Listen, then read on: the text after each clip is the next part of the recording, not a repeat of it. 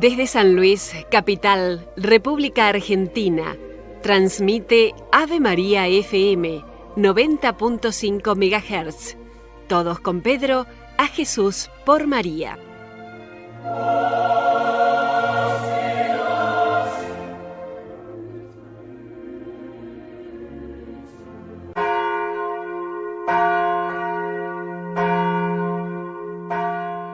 En el año de la Eucaristía, en homenaje a Juan Pablo II, la Acción Católica, el Instituto de Formación Católica San Pío X y Ave María FM presentan el curso sobre la Santa Misa. Hoy disertará el padre Alfredo Sáenz.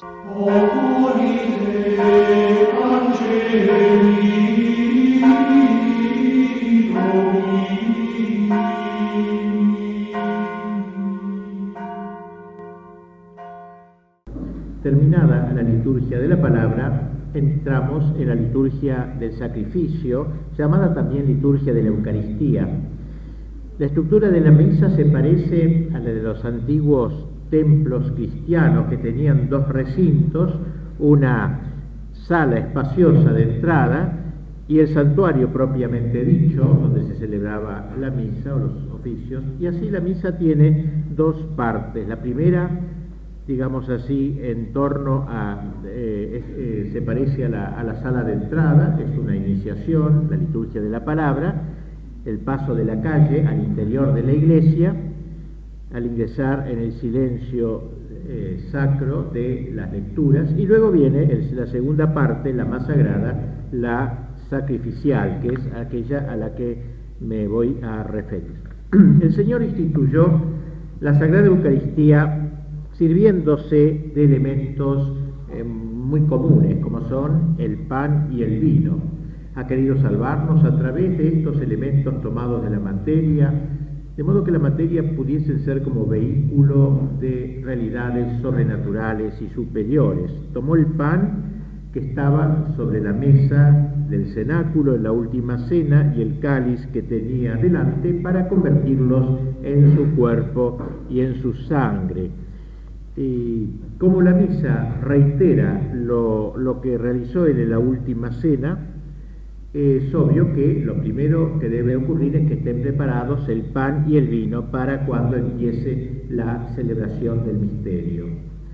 El texto de la consagración de la misa dice que Jesús tomó pan, dio gracias, lo bendijo y lo dio a sus discípulos. Podríamos decir que la misa es el despliegue de esas cuatro acciones. Tomar el pan es el ofertorio. La bendición, no en el sentido del sacerdote, así que bendice como hoy haciendo la cruz, sino en el sentido original, benedice, de decir bien, la alabanza de Dios, hacer una alabanza de Dios, bendición, todo eso es el canon, la plegaria eucarística. Luego lo partió, es el momento de la fracción del pan, y lo dio, es el momento de la comunión. Es decir, que la misa despliega, digamos así, más lentamente las cuatro acciones, los cuatro verbos que integran el sacrificio de la misa. Aquí estamos en el primero de los verbos, tomó pan, tomó el cáliz. No quiere decir esto que la preparación del pan y del vino sea ya en sí un rito litúrgico. En rigor bastaría con que alguien llevase en el momento del ofertorio el pan y el vino, y así en las primeras misas que hubo en la iglesia se lo llevaba simplemente al altar. San Justino, un santo que ha dejado testimonio de las primeras misas, dice simplemente se lleva pan, agua y vino, y punto, y no dice más. Esto se explica, esta especie de sobriedad con la cual se hacía el primer ofertorio en la historia de la iglesia, se explica, al hecho de que la iglesia quiso diferenciarse de los rituales y de las liturgias paganas, digamos así, de las costumbres paganas y judías que acentuaban tanto los elementos materiales de la liturgia. La iglesia quiso acentuar más lo espiritual y por eso pasó un poquito de largo al principio este rito de llevar pan y vino, era simplemente una acción concreta, pero un poco más adelante, pasado 2 siglos o 3, a raíz de la aparición de una herejía llamada comúnmente la herejía gnóstica, cuyos cultores despreciaban la materia, decían que la materia era mala, que era vil la materia. Entonces, justamente para ir contra eso, para ir contra esa idea antimateria, fue que se le dio mucha más importancia al rito del ofertorio, cobró una mayor relevancia. Los cristianos comenzaron a subrayar un nuevo aspecto.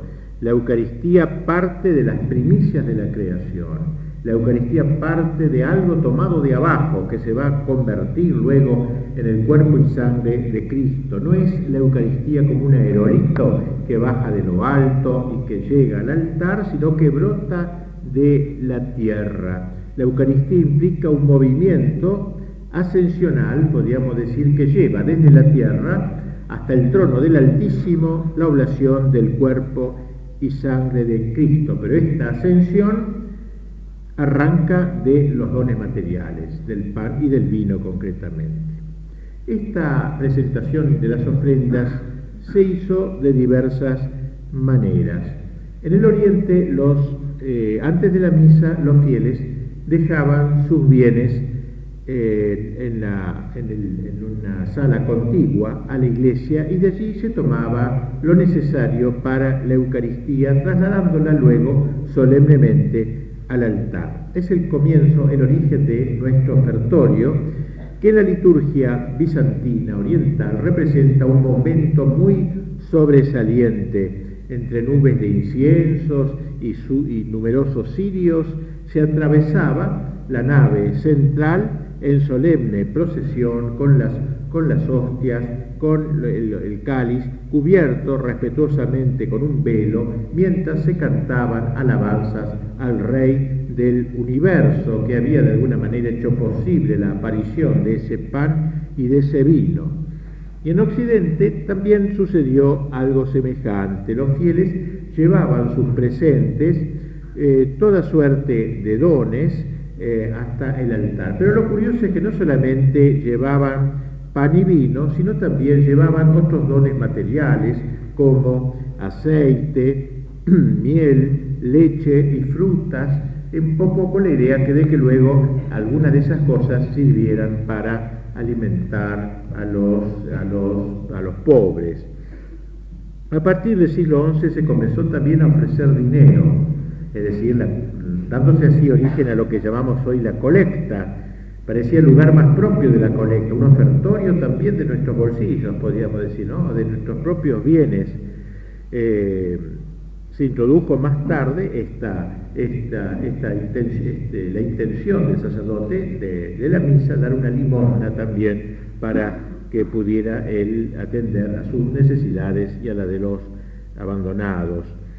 Fue muy tradicional en la iglesia el cantar, hacer una procesión del ofertorio, es decir, no simplemente tenerlos ahí sobre el altar como en las misas sencillas, sino llevarlo desde un costado, desde el fondo de la iglesia, así como había una procesión del introito, del comienzo de la misa antes del Kyrie, que se cantaba un canto que se llama canto del introito, también hubo una procesión del ofertorio, durante la cual se cantaba un salmo, con un versículo que se repetía.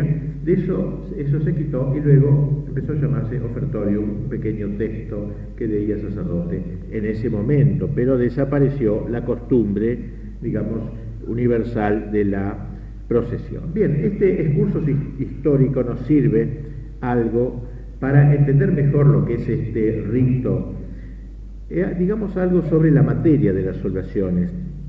Por lo que toca al pan, no cabe duda que Cristo usó pan ácimo, porque esa era la costumbre del pueblo judío. En Occidente, durante los tiempos llenos de fe de la Edad Media, por ejemplo, eran príncipes, princesas sobre todo, las que consideraban un gran honor preparar con sus manos el pan y el vino del sacrificio. Incluso se le dio forma litúrgica a la preparación del pan, sobre todo en las regiones donde llegó la influencia de los monjes de Cluny, un monasterio benedictino muy importante de la Edad Media. Entre los trabajos de los monjes ninguno era tan estimado como este de preparar las hostias para la misa. El grano, a ello reservado, se confiaba a la tierra, cantando salmos en la siembra, luego en la cosecha también. El molino en que iban a ser titulados debía estar limpio. Había toda una especie de liturgia, digamos, de la preparación material del pan. Fíjese la importancia que la Iglesia le quiso dar a este elemento del pan. El monje encargado de la molienda se revestía con amito y con alba, y durante el trabajo, todos revestidos, debían él y sus compañeros guardar silencio. Era como un acto verdaderamente sagrado. Así fue entonces la preparación del pan, ¿no? La palabra hostia significa, es una palabra de origen latino, significa víctima. Hostire en latín es un verbo que significa victimar algo, los sacrificios del Antiguo Testamento se mataba al animal, eso era victimar, hostire. De ahí viene la palabra hostia, pues, para destacar el carácter sacrificial de la misa, o sea, la misa es un verdadero sacrificio. Y en cuanto al otro elemento, el vino, hubo menos variaciones. En Oriente se prefirió el vino tinto, porque se distinguía mejor del agua, y también porque recordaba mejor el color de la sangre de Cristo. En el Occidente, en cambio, se prefirió el vino blanco por razones de limpieza simplemente. Bien, podemos preguntarnos ahora por qué Cristo habrá querido elegir el pan y el vino para materia de su sacrificio. Él llegó al cenáculo en la última cena y tomó pan y vino. Ahora, ¿qué fue eso? Que se olvidó de pensar y cuando llegó ahí dijo, bueno, ya que tengo a mano esto y esto. No, él es Dios y hombre también, no hacía las cosas improvisadamente, eligió muy cuidadosamente estos dos productos, el pan y el vino. De hecho, así lo hizo.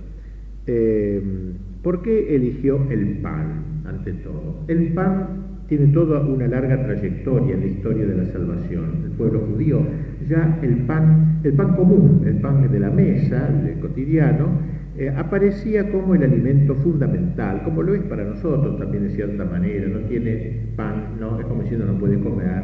El pan era el elemento fundamental, el alimento que al decir de los salmos fortifica al hombre, le permite sobrevivir.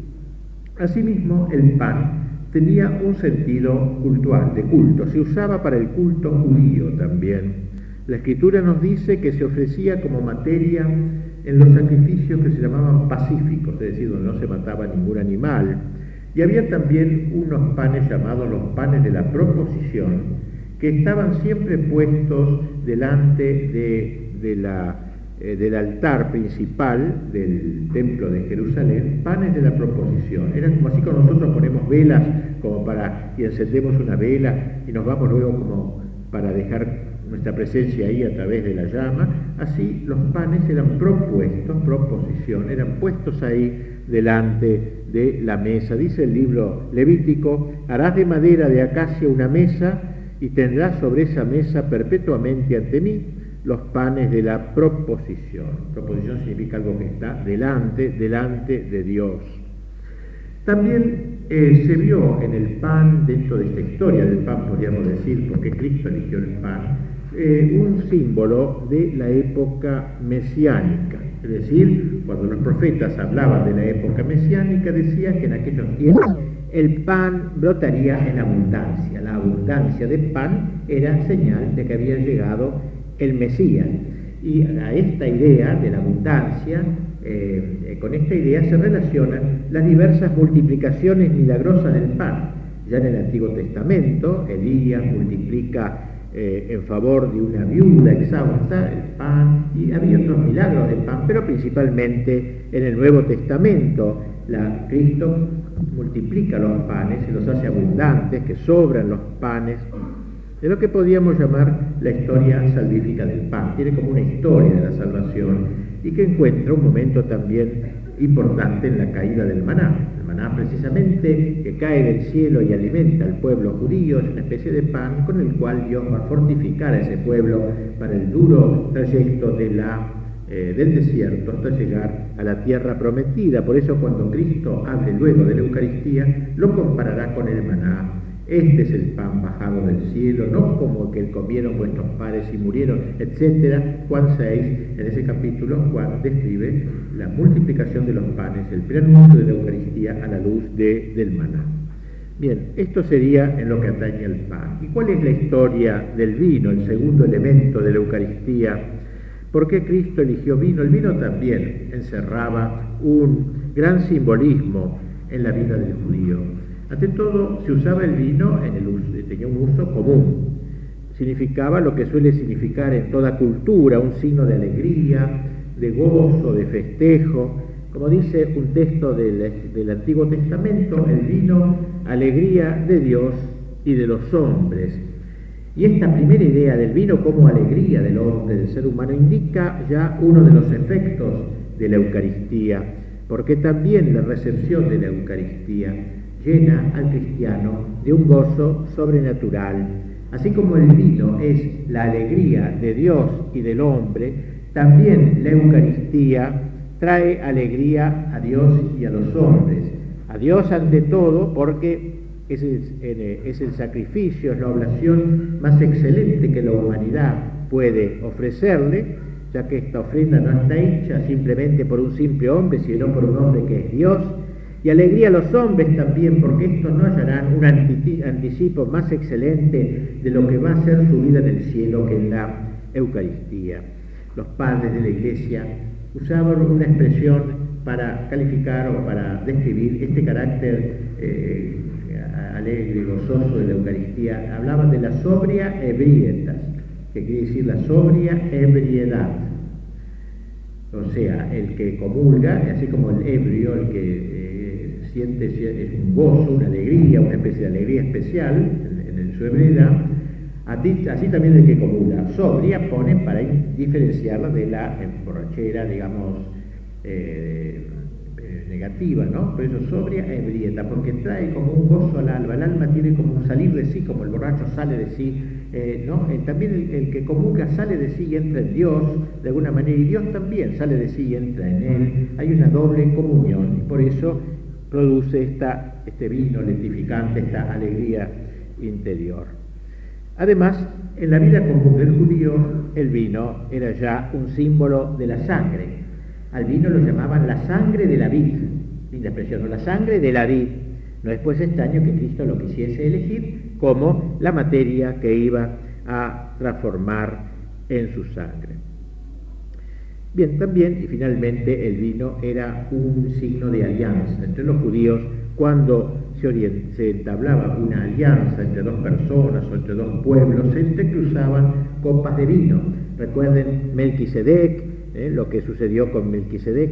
Y el vino tenía entonces todos estos usos, uso ritual. También en los rituales a veces se usaba el vino y tenía un significado mesiánico, es decir, así como antes dijimos que la época del Mesías se caracterizaría por una abundancia de pan, también por una abundancia de vino. Abundaría el pan y el vino, la exuberancia de la venida de Cristo. Antes de la llegada de Cristo había un grupo de ascetas judíos que se abstenían totalmente del vino porque todavía no había llegado el Mesías, decían así, ¿no? O sea, el vino era propio de la llegada del Mesías. Por eso Cristo no saca el vino, digamos así, una ocurrencia de él, que tuvo, sino que ahí tiene el vino toda una historia que lo explica mejor por qué eligió el vino y no eligió otro producto, qué sé yo, digamos, no por decir la cerveza u otra cosa, sino propiamente el vino. Antes de terminar este análisis del simbolismo del vino, agreguemos algo sobre un detalle aparentemente banal. En la última cena, Cristo aparece poniendo el vino, o le ponen el vino en un cáliz. El cáliz, ¿qué representa el cáliz en la mentalidad del judío, que es la mentalidad del pueblo elegido? El vino que está en el cáliz proviene de unas uvas que han sido previamente prensadas, ¿no?, en el lagar de la tortura, podríamos decir, simbolizándose así el carácter doloroso de la entrega de Cristo. Cristo va a ir al sacrificio, va a ser pisoteado por los hombres. Por eso cuando en el huerto de Getsemaní padecía su agonía interior, habló del cáliz de su pasión, dice.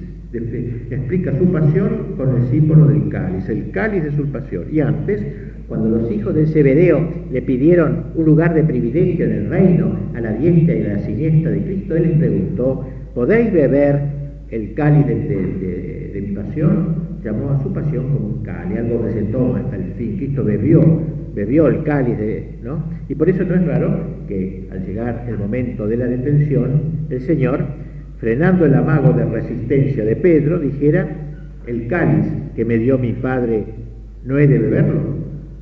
Pensemos que una hora antes había estado con el cáliz en la mano, ¿no? Haciéndole ese vino su sangre. Así, la pasión de Cristo, la muerte de Cristo es comparable con un cáliz. Bien, es importante conocer estos símbolos de la liturgia, porque la liturgia no es simplemente una cosa concreta, toma esto, lleva acá, sin ningún sentido, hay todo un simbolismo. Mientras más lo entiende uno, más conoce lo que es la misa, ¿no? El cristianismo está plagado de símbolos, un bosque de símbolos. Esa es la dificultad del hombre moderno, del mundo moderno, que no conoce el símbolo, ha erradicado un poco el símbolo. El hombre antiguo era mucho más simbólico, entendía más estas cosas, pero no por eso debemos consentir a esta decadencia de nuestro tiempo y así retomar los grandes símbolos de nuestra fe. El pan y el vino puestos en la mesa y que luego se convertirán en el cuerpo y la sangre de Cristo, nos muestra otro aspecto del designio del Señor. Puestos en la mesa, decimos, porque el sacrificio de Cristo se renueva bajo forma de banquete. Cristo quiso quedarse así, en forma de alimento servido en un banquete místico, un banquete espiritual. Es cierto que la misa es, por sobre todo, un sacrificio y solo secundariamente un banquete, contrariamente a lo que pasa a veces ahora, que se quiere ver en la misa una reunión de amigos nomás. No es eso. Algo de eso puede haber, pero no es eso. La misa, lo fundamental de la misa es su carácter sacrificial, el cáliz del dolor, el cáliz de la agonía de Cristo. Pero ese sacrificio se realiza bajo forma de un convite. Más aún, el banquete es una parte del sacrificio, la consumación del sacrificio.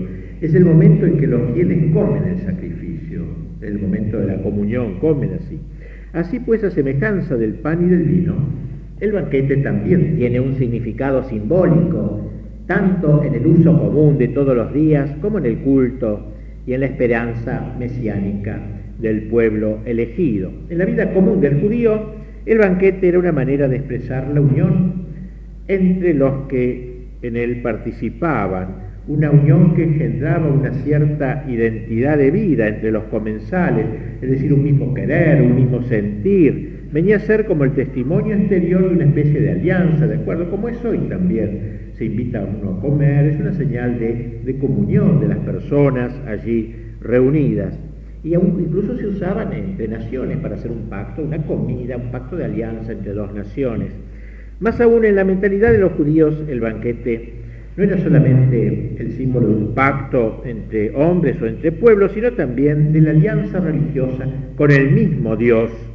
Por eso la sociedad judía castigaba severamente los banquetes rituales que preparaban los pueblos gentiles. Y San Pablo habla de la mesa de los demonios, es decir, no podemos comulgar, dice San Pablo, en la mesa del Señor y en la mesa de los demonios. El que comulga entra en comunión. Había una comunión de los que se unían en torno a los ídolos, y la mesa de Cristo es otra cosa. Así que el banquete tiene esta significación. Y también se juzgaba, los profetas decían, que en los tiempos mesiánicos, esos tiempos tan esperados por los judíos fieles, esos tiempos se describen bajo la forma también de un convite, de un gran banquete. Dice uno de los profetas: se preparará Yahvé a todos los pueblos sobre este monte un festín de suculentos manjares, un festín de vinos generosos, de manjares grasos y tiernos, de vinos selectos y clarificados, etc. Más aún, Cristo comparó expresamente su reino con un banquete. El reino de los cielos, dijo en una de sus preciosas parábolas, es semejante a un rey que preparó las bodas de su hijo y envió a sus servidores a llamar a quienes habían sido invitados a las bodas, diciendo: decid a los invitados, y aquí que he preparado mi festín, he hecho matar a mis bueyes, todo está preparado, venid a las bodas, Al fin y al cabo la Eucaristía es una boda también entre Cristo y el que comulga, dos se hacen una carne. Cada vez que hay una misa, el Padre está preparando las bodas de su Hijo con cada alma, que es cada uno de nosotros esposa de Cristo. Y por eso no resulta sorprendente que el Señor, tras esta larga historia del símbolo del banquete, la víspera de su pasión, habiendo llegado su hora, como dice San Juan, queriendo demostrar la extremosidad de su amor, amándonos, nos amó hasta el extremo, llevase a su plenitud el sentido de todas aquellos convites anteriores, organizando personalmente este último convite, esta última cena, buscando el lugar, preparando los manteles, todo. Y luego, ya resucitado, con frecuencia va a relacionar sus apariciones con alguna comida. Son los discípulos mismos quienes lo atestiguan al decir que el Señor glorificado, dice, se manifestó no a todo el pueblo, sino a testigos elegidos de antemano, a nosotros que comimos y bebimos con Él después de resucitado de entre los muertos. Como si una de las cualidades necesarias para poder ser testigo de Cristo, apóstol de Cristo, fuese el haber participado en esos banquetes de Cristo resucitado. Vemos como de todo pues un historial del banquete que se consuma en la Eucaristía. Y digamos finalmente, para cerrar este tema, que el cielo también es descrito como una comida, el cielo, la felicidad del cielo, donde ya no se celebrará más el aspecto doloroso del Cordero de Dios, sino solo su faceta de victoria. Y así dice el Apocalipsis: bienaventurados los invitados al banquete de bodas de Cordero, palabras señaladas para el sacerdote cuando antes de la comunión levanta la divina víctima para mostrarle al pueblo fiel. Bienaventurados los llamados a la cena del Cordero. Se ha traducido de otra manera, no sé, bienaventurados los invitados a la mesa del Señor. Pero el texto latino, el actual, dice así: bienaventurados los invitados a la cena del Cordero. He aquí el Cordero de Dios, y luego, bienaventurados los invitados a la cena del Cordero. Bien, la actual fórmula del ofertorio parece ver en las ofrendas principalmente su aspecto terreno. Son los elementos sacados de la tierra y elaborados por el hombre. Por eso se dice del pan fruto de la tierra y del trabajo del hombre. Y cuando se habla del vino se dice fruto de la vid y del trabajo del hombre. Aquí se señala pues dos cosas, lo de la naturaleza y el trabajo del hombre. Lo primero que se señala es que los dones ofrecidos proceden de la tierra. Ya dijimos en contra de aquellos herejes que decían que todo lo material era malo. Esta idea entonces encuentra estos antecedentes en la tradición. San Ireneo, que fue un gran enemigo de estos herejes que despreciaban la materia y odiaban la materia, ha señalado particularmente este elemento. Dice este gran padre, dice: dando a sus discípulos el consejo de ofrecer a Dios las primicias de sus criaturas, no porque las necesitase, sino para que ellas no quedasen sin fruto y sin acción de gracias, tomó este pan sacado de la creación y dio gracias diciendo: esto es mi cuerpo. Y asimismo declara que el cáliz sacado de la creación, siempre insiste en eso contra estos que estaban contra, ¿no?, lo material, sacado de la creación de la que nosotros formamos parte, es su sangre, mostrando de esta manera la nueva oblación de la nueva alianza. Es decir, que por muy espiritual que sea nuestro sacrificio, su punto de partida son las cosas materiales, de modo que éstas no queden sin fruto, como él dice, y sin acción de gracias, según la espléndida expresión del santo. Recuerdo aquí, que no viene muy al caso, pero algo sí, aquella idea de Gramsci, ¿no?, aquel pensador comunista, que él decía: los comunistas somos materialistas, pero no tenemos que ser materialistas ingenuos, creyendo que materialismo es valorar esta mesa, las cosas materiales, y creyendo que con el materialismo así vamos a atacar a la Iglesia Católica, que es la principal enemiga, porque la Iglesia Católica, dice Gramsci, es más materialista de lo que creemos. Y bien decía, es decir, y dice Gramsci, en la Iglesia Católica hay mucha materia. El pan es materia, el vino es materia, el aceite es materia, Cristo es materia, porque es un verbo encarnado y la carne es materia, no solo materia, pero es materia, y nos salva a través de la carne, etcétera. Así que es un disparate creer que se ataca a la Iglesia atacando la materia. La Iglesia es la mayor defensora de la materia. no en el sentido comunista, pero sí en este sentido que Dios emplea la materia para la obra de la salvación, no desdeña la materia, no nos salva solamente con cosas puramente espirituales. Bueno, nótese además que no ofrecemos dones de la naturaleza tales cuales ella nos lo entrega. No llevamos al altar un poco de trigo o algo así, ¿no? O un racimo de uvas, tal cual la naturaleza nos lo entrega.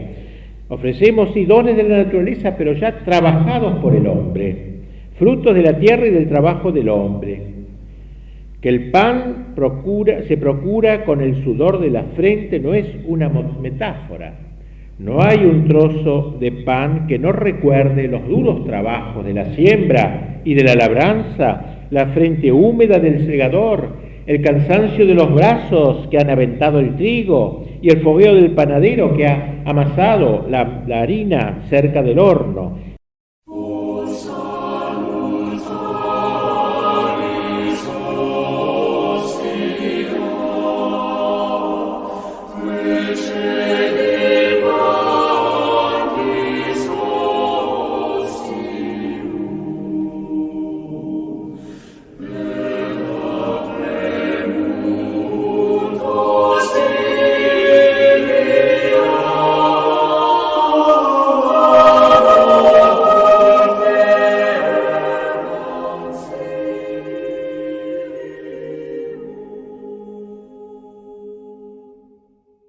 Pasemos a otro aspecto, representan nuestra propia entrega, no exenta de dolor, como acabamos de ver, para que el trigo llegase a ser pan. Los granos hubieron de ser molidos entre las piedras del molino, y el ser molido duele. Y para que la uva se convirtiese en vino, se necesitó que fuese prensada en el lagar. Y Cristo habló del lagar de su pasión, del lagar. Ya el profeta Isaías empleó esta imagen del lagar como expresión de tormento, el lagar.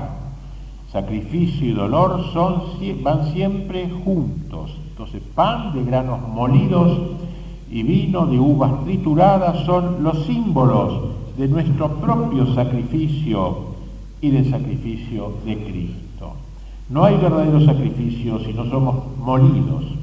De hecho, hay hostias que nunca se consagrarán, que quedarán o en la mesa de la sacristía, nunca se consagrarán, que no morirán a sí mismas para hacerse cuerpo de Cristo.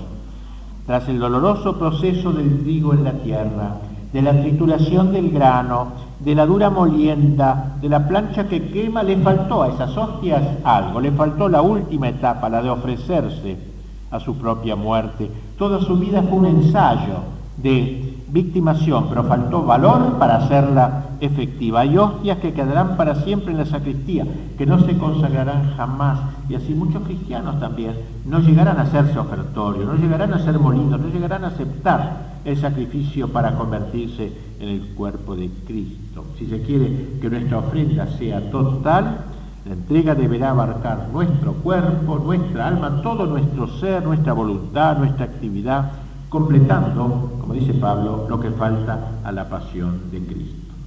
Refiriéndose a este tema de la necesidad de ofrecernos nosotros molidos y triturados también con el Cristo pan y vino, ha dicho Bossuet, el gran orador francés, este acto del ofertorio entrega a todo el hombre a Dios, su alma, su cuerpo, todos sus pensamientos, sus afectos, todos sus deseos, sus miembros, sus venas, con toda la sangre que corre por ellas, sus nervios todos, hasta el más sutil e imperceptible, sus huesos y hasta la médula de sus huesos, sus entrañas y todo cuanto tiene dentro y fuera. Todo se abandona a ti, Señor, haz con ello lo que quieras. Y aquí la disposición nuestra a acompañar a ese pan. No nos vamos a hacer cuerpo de Cristo nosotros, ciertamente, pero de algún modo vamos a ser transformados por la unión con ese cuerpo. Más aún, el pan ya no será mero pan, está destinado a convertirse en el cuerpo de Cristo. El vino ya no será mero vino, está destinado a convertirse en la sangre de Cristo. Así también esta oblación de nuestro ser está destinada a transformarnos en Cristo. Sería una especie de profanación retirar la hostia del altar después del ofertorio para comerla en una comida vulgar, derramar el vino del cáliz que ya se ha ofrecido como un vino ordinario de la mesa, pues bien, también sería una especie de profanación. Retirar, digamos así, nuestras facultades y nuestros miembros luego, aún después de la misa, viviendo como si ya no hubiesen sido tomadas y ofrecidas como miembros del cuerpo de Cristo. Sería una especie de profanación. Un padre jesuita, el padre Charmot, un escritor de espiritualidad, relaciona también esta disposición de entrega que debe corresponder al ofertorio como actitud espiritual nuestra, con aquella ofrenda entera de sí que pide San Ignacio a quien entra en los ejercicios espirituales, cuando dice San Ignacio que debe ofrecerle a Dios todo su querer y libertad, para que Dios, así de su persona como de todo lo que tiene, se sirva conforme a su divina voluntad. Ofrecerse totalmente con el pan y con el vino. O también lo relaciona con aquel ofrecimiento que cierra los 4 puntos de la contemplación para alcanzar amor. Tomar, Señor, y recibir toda mi libertad, mi memoria, mi entendimiento, toda mi voluntad, todo lo que tengo, todo, vos me lo diste y yo lo devuelvo, disponer a vuestra voluntad. Eso sería el espíritu de nuestro ofertorio. Como ven, no es simplemente el sacerdote que levanta pan y levanta vino y se terminó y adelante. Hay un profundo sentido que mientras más se viva, se va a vivir la misa con más plenitud. Un ofertorio verdadero que entrañe la ofrenda interior no puede no tener consecuencias fuera de la misa, porque la misa no termina cuando el sacerdote dice podéis ir en paz, o si bien termina como sacramento, sin embargo luego debe prolongarse en nuestra espiritualidad a lo largo de la vida extralitúrgica de alguna manera.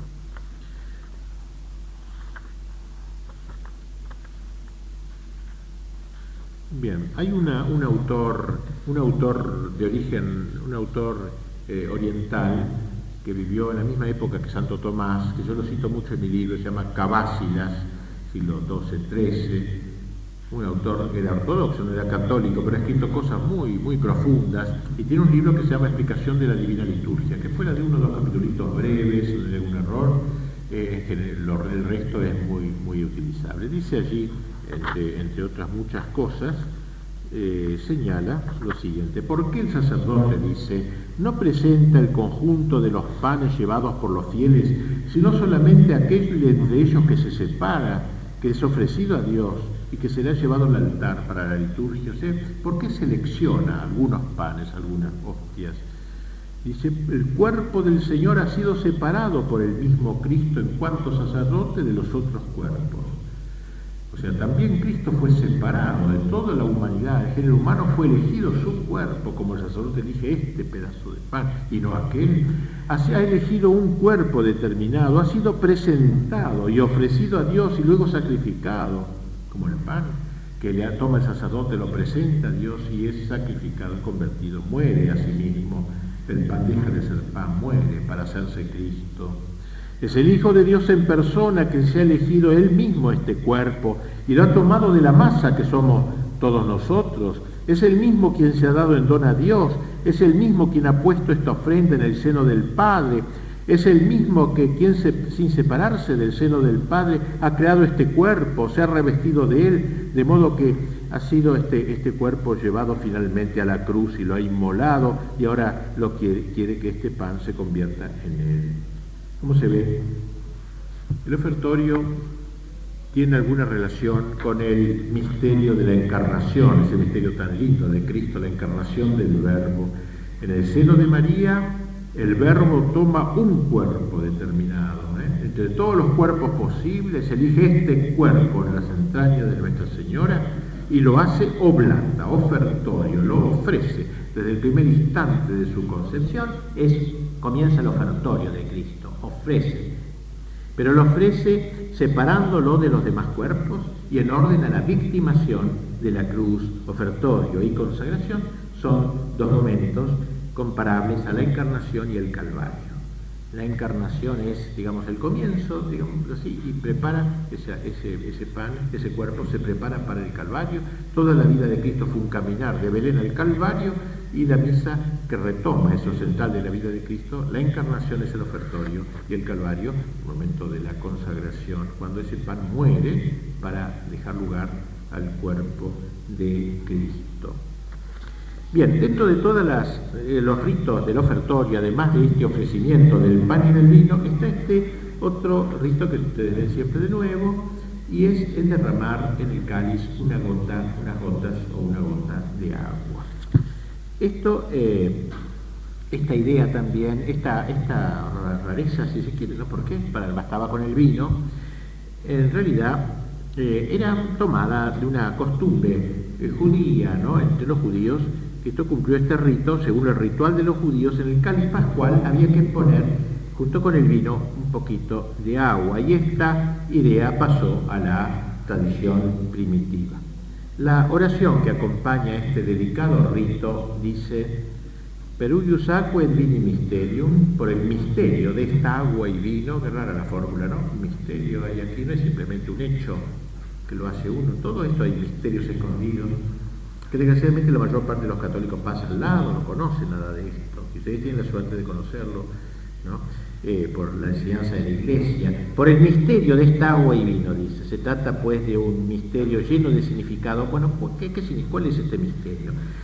¿Qué significa esta mezcla del agua y del vino? Lo vamos a exponer brevemente, trayendo a colación la enseñanza de la tradición de la Iglesia. En primer lugar, lo primero que representa esta unión es las dos naturalezas de Cristo, dicen los padres de la Iglesia. El vino representa la naturaleza divina, que es lo más noble, y el agua, la naturaleza humana. Así como el agua y el vino se juntan y se hacen una cosa, ya casi ni se las distingue, así también Cristo, la persona divina de Cristo, toma una naturaleza humana y la une con la naturaleza divina. Miren qué misterio tan elevado. Según otros padres, y no son cosas contradictorias, sino complementarias, la gota de agua esta recuerda el agua brotada del costado de Cristo en cruz. Cuando Cristo fue atravesado, salió sangre y agua. El vino ya preludia la sangre y el agua, entonces recuerda justamente el Calvario, el momento principal del sacrificio. Según otros autores, el agua simboliza al pueblo fiel. El vino sería Cristo y el agua sería el pueblo cristiano, la Iglesia, el cuerpo de Cristo. El agua que se diluye en el vino simboliza hacia los fieles que se sumergen en Cristo por la fe, por la caridad. Algo de esto se insinúa en el Apocalipsis, cuando se dice que las aguas son los pueblos y naciones de la tierra. Las aguas, pues, ya una vez unida la gotita de agua con el vino, ya no se la puede separar. Una vez el cristiano unido a Cristo, ya deberían ser inseparables, ya no se los puede divorciar. Uno de los padres de la Iglesia, San Cipriano, lo dice con gran energía, dice: porque Cristo nos llevaba a todos en Él que llevaba incluso nuestros pecados, vemos significados en el agua a todos los pueblos y en el vino a la sangre de Cristo. Cuando el agua se mezcla en el cáliz con el vino, el pueblo se asocia a Cristo. Y prosigue con magnífica insistencia: esta mezcla de agua y vino es tan íntima, su unión en el cáliz del Señor tan estrecha, que no pueden ser ya separados uno de otro. Así, a la Iglesia nada podrá separarla de Cristo, ni impedirle permanecer unida a Él para siempre por un amor indisoluble. Por tanto, nada de vino sin agua, ni nada de agua sin vino. Si se ofrece solamente vino, dice el santo, la sangre de Cristo se hace presente sin nosotros. Si se ofrece solamente agua, el pueblo está sin Cristo.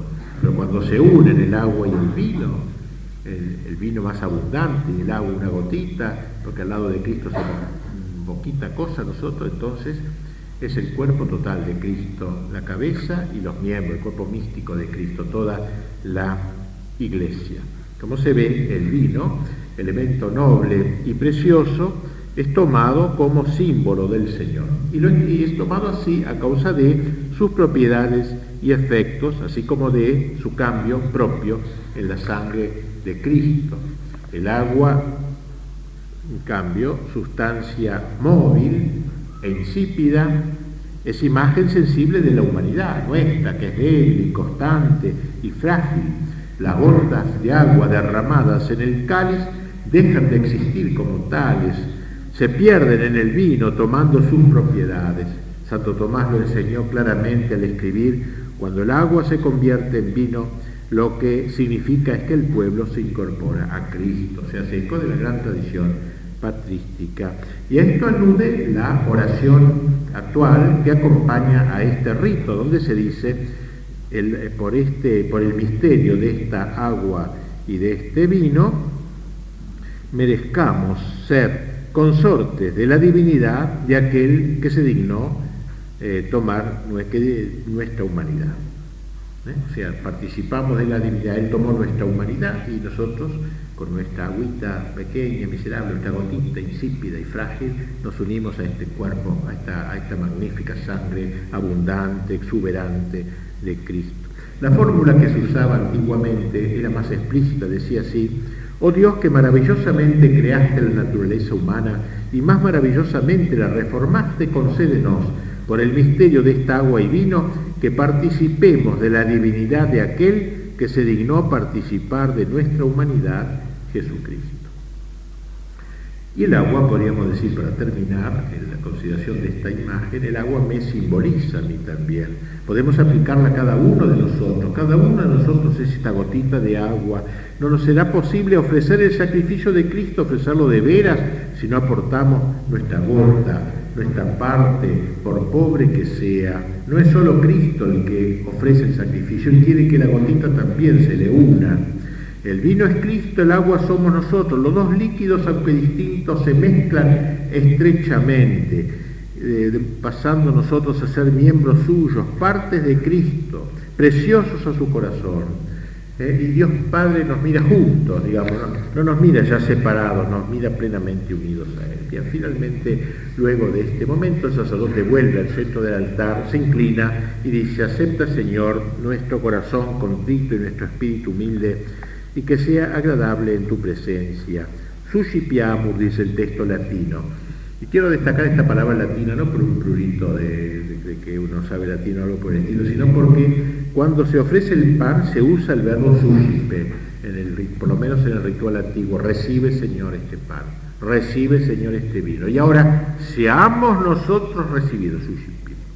Así se continúa, digamos, el ofrecimiento del pan y del vino en el ofrecimiento del propio sacerdote. Acepta, Señor, nuestro corazón contrito, etcétera, y que sea grato en tu presencia. Estas palabras las toma la Iglesia de la boca de aquellos 3 jóvenes cautivos de Babilonia, compañeros de Daniel, que en medio de las llamas del horno ardiente, donde habían sido arrojados por no haber querido adorar la estatua de oro del rey Nabucodonosor, se ofrecían con tanto valor en holocausto a Dios.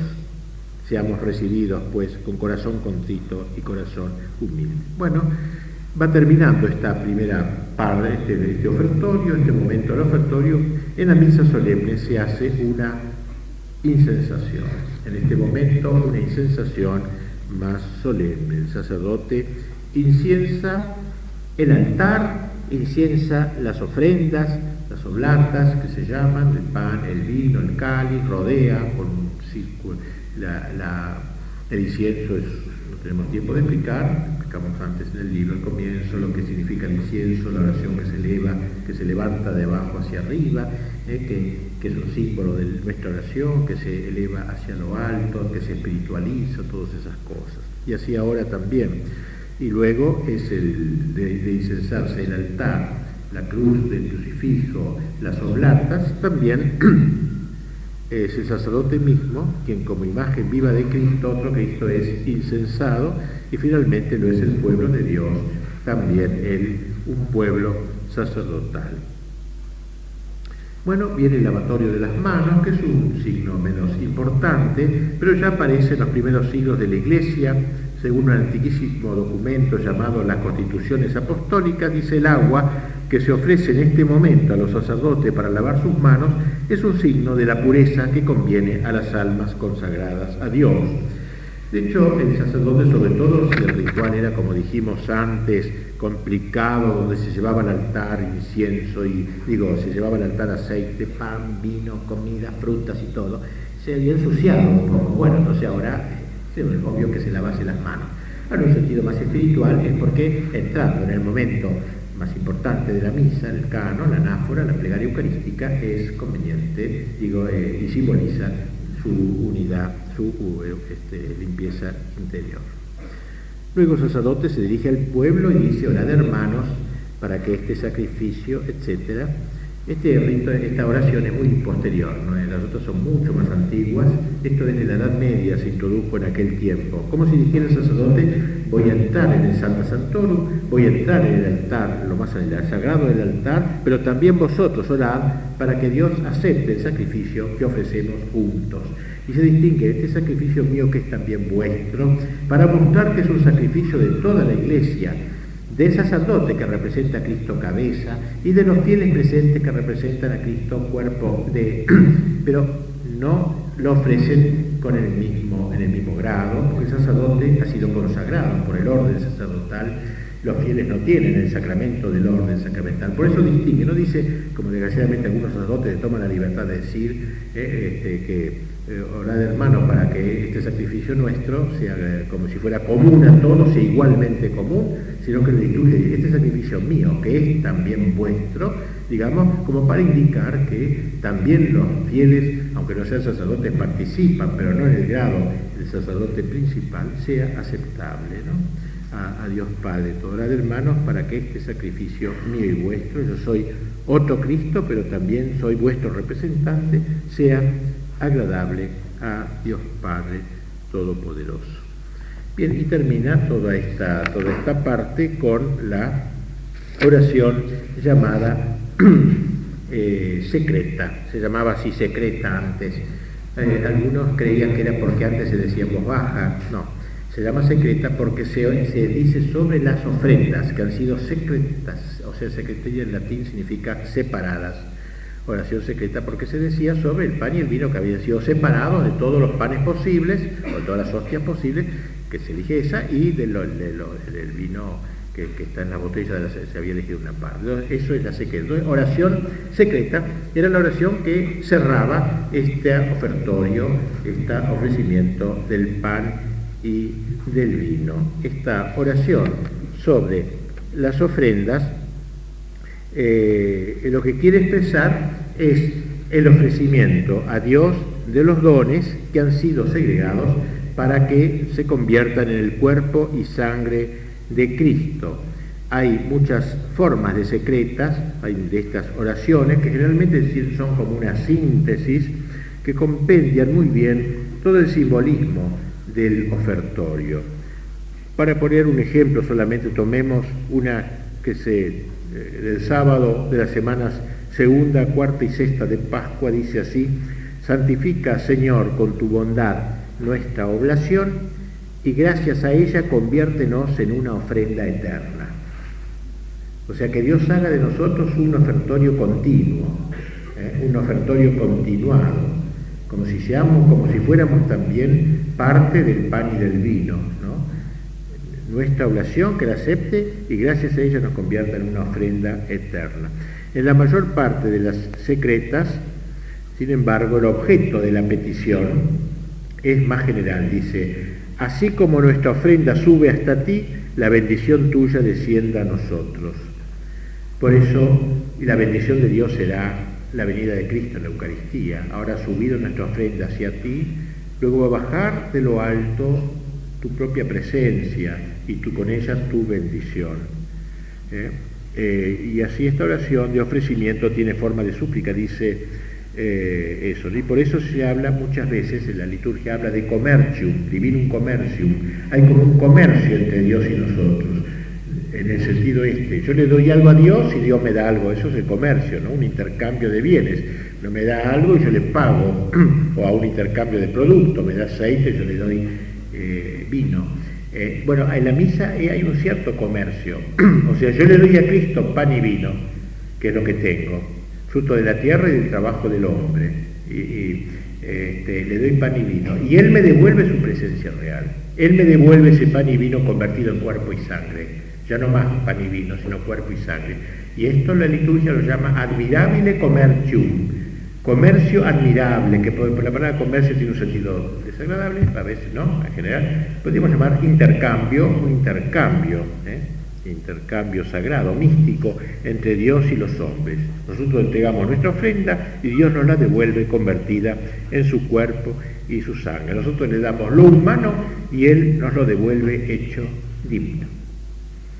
Y con esto hemos terminado la oración, la parte esta del ofertorio, y mañana hablaremos sobre el canon, tomando algunos aspectos, ya que es bastante largo este tema, me apretaré un poco para tomar algunos aspectos de la plegaria eucarística, o canon de la misa, o solemne liturgia, que le han tomado distintos nombres a lo largo de la historia, que es el momento más importante de la misa, todo se ordena, y todo esto de hoy que es preparado.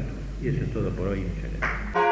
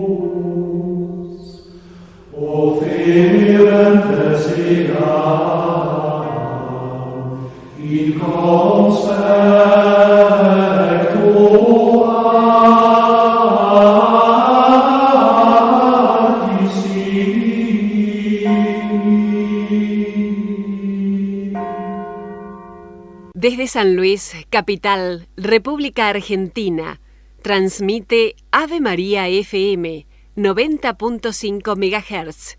Todos con Pedro, a Jesús por María.